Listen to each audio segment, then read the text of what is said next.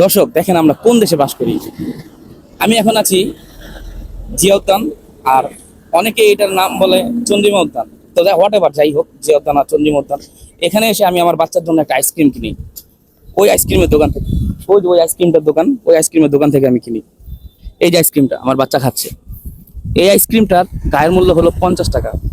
আমি তাকে জিজ্ঞাসা করলাম, 50 টাকার মূল্য আপনি 55 টাকা কেন চাচ্ছেন?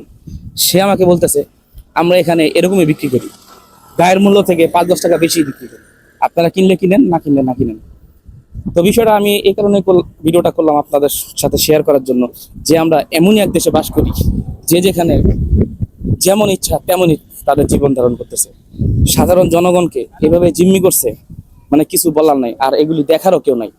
তো আমি কি করব, আমার বাচ্চা যেহেতু খাবে, তো আমি বাধ্য হয়ে এক প্রকার আইসক্রিমটা কিনে দিই, যেহেতু বাচ্চা খেতে চাইছে।